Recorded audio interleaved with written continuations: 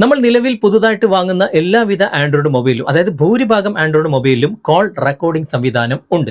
പക്ഷേ ഗൾഫിൽ നിന്ന് വാങ്ങുന്ന ആൻഡ്രോയിഡ് മൊബൈലിൽ ഒന്നും തന്നെ കോൾ റെക്കോർഡിംഗ് സംവിധാനം കാണുന്നില്ല. പക്ഷേ അതേ മോഡൽ മൊബൈൽ നമ്മൾ നാട്ടിൽ വന്ന് വാങ്ങിക്കഴിഞ്ഞാൽ അതിൽ കോൾ റെക്കോർഡിംഗ് സംവിധാനം ഉണ്ട്.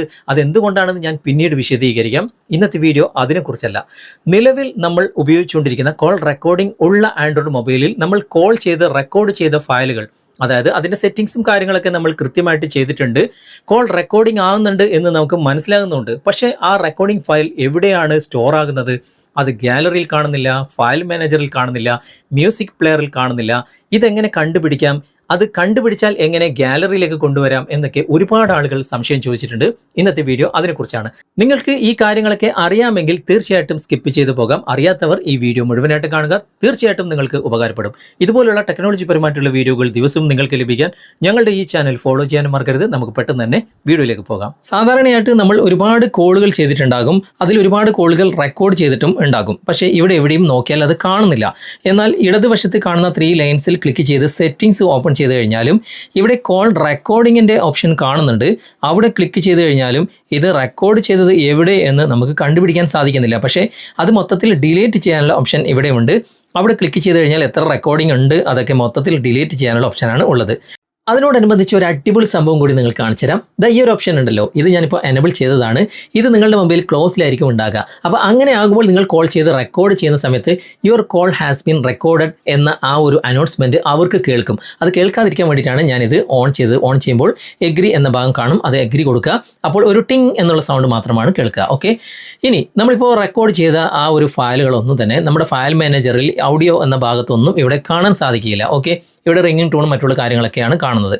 ഇനി ഒറിജിനൽ നമ്മുടെ ഫയൽ മാനേജർ ഓപ്പൺ ചെയ്ത് കഴിഞ്ഞാലും അത് തന്നെയാണ് അവസ്ഥ. ഇവിടെ ഓഡിയോ എന്ന ആ ഒരു ഭാഗത്ത് ക്ലിക്ക് ചെയ്ത് കഴിഞ്ഞാലും ഇവിടെ നമ്മുടെ ആ ഒരു സോങ്ങിൻ്റെ ഫയലുകളും മറ്റുള്ള കാര്യങ്ങളൊക്കെയാണ് ഇവിടെ കാണുന്നത്. പിന്നെ എങ്ങനെ കണ്ടുപിടിക്കും? ഇത് നമ്മുടെ കോൾ ചെയ്യുന്ന ആ ഒരു സംഭവത്തിൽ തന്നെ ഇതിൻ്റെ അകത്തുണ്ട്. പല ആളുകൾക്കും അത് അറിയില്ല. ഇതിപ്പോൾ നമ്മൾ കോൾ റെക്കോർഡ് ചെയ്തതിൻ്റെ ആ ഒരു മൈക്കിൻ്റെ ചിഹ്നം ഇവിടെ ഇങ്ങനെ ചെറുതായിട്ട് കാണാൻ സാധിക്കും. ആ ഒരു സിമ്പിൾ കാണുന്നതൊക്കെ നമ്മൾ റെക്കോർഡ് ചെയ്തതാണ്. അവിടെ തന്നെ നിങ്ങളൊന്ന് ക്ലിക്ക് ചെയ്യുക ആ പേരിൽ. അപ്പോൾ ഇവിടെ ആ ഒരു റെക്കോർഡ് ചെയ്ത ഫയൽ ഇവിടെ കാണാൻ സാധിക്കും. ഇവിടെ നമുക്ക് പ്ലേ ചെയ്യാം, അതുപോലെ തന്നെ ഷെയർ ചെയ്യാം, ഡിലീറ്റ് ചെയ്യാം. ഓക്കെ, ലൗഡ് സ്പീക്കറിൽ കേൾക്കാനുള്ള ഓപ്ഷനും ഇവിടെ ഉണ്ട്. ഇവിടെ നമ്മൾ ചെയ്യേണ്ടത് ഇവിടെ ഷെയറിൻ്റെ ഐക്കൺ ഉണ്ടല്ലോ. ഓക്കെ, ഇപ്പോൾ നമുക്കിങ്ങനെ പ്ലേ ചെയ്യാം. ഓക്കെ, ഇനി നമുക്ക് ഈ ഷെയറിൻ്റെ ഐക്കൺ ക്ലിക്ക് ചെയ്ത് കഴിഞ്ഞാൽ ഇവിടെ നമ്മുടെ ഗൂഗിളിൻ്റെ തന്നെ ഫയൽസ് ബൈ ഗൂഗിൾ എന്ന ഈ ഒരു ഫയൽ മാനേജർ ഉണ്ടല്ലോ, അവിടെ നിങ്ങൾ സെലക്ട് ചെയ്യുക. സെലക്ട് ചെയ്ത് കഴിഞ്ഞാൽ ഉടനെ തന്നെ ആ ഒരു ഫയൽ മാനേജറിൽ അത് സേവ് ആവും. കണ്ടോ, ഏറ്റവും മുകളിൽ ആ ഒരു ഫയൽ വന്നിട്ടുണ്ട്. നേരത്തെ നമ്മൾ സോങ് മാത്രമാണ് കണ്ടിരുന്നത്. ഇപ്പോൾ അവിടെ നമുക്ക് പ്ലേ ചെയ്യാം.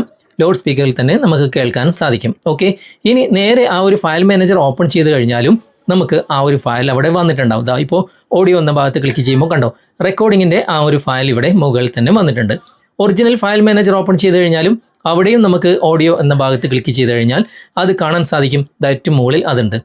അപ്പോൾ നമ്മൾ കോൾ റെക്കോർഡ് ചെയ്ത ആ ഫയലുകളൊക്കെ ആ ഒരു കോൾ ഹിസ്റ്ററിയിൽ തന്നെ ഉണ്ടാകും. അതിൽ നിന്ന് നമുക്ക് ഈ രൂപത്തിലാണ് ഫയൽ മാനേജറിൽ അല്ലെങ്കിൽ ഗാലറിയിൽ കൊണ്ടുവരാൻ സാധിക്കുക. ഓക്കെ, ഇനി നിങ്ങൾ ഉപയോഗിക്കുന്നത് ആൻഡ്രോയിഡിൻ്റെ പഴയ മൊബൈലാണ്. അതിൽ കോൾ റെക്കോർഡിംഗ് സംവിധാനം ഇല്ല എങ്കിൽ ആപ്ലിക്കേഷൻ ഇൻസ്റ്റാൾ ചെയ്ത് പരീക്ഷിക്കേണ്ടി വരും.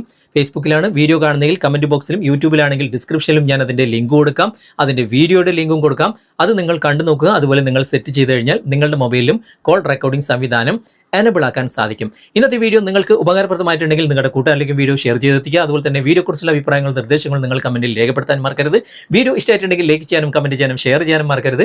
ചാനൽ നിങ്ങൾ ഇതുവരെ ഫോളോ ചെയ്തിട്ടില്ലെങ്കിൽ ചാനൽ ഫോളോ ചെയ്യുക, സബ്സ്ക്രൈബ് ചെയ്യുക, ലൈക്ക് ചെയ്യുക, സപ്പോർട്ട് ചെയ്യുക. അടുത്ത നല്ലൊരു വിഷയമായി അടുത്ത അവസരത്തിൽ നമുക്ക് വീണ്ടും കണ്ടുമുട്ടാം. Thanks for watching. ബൈ.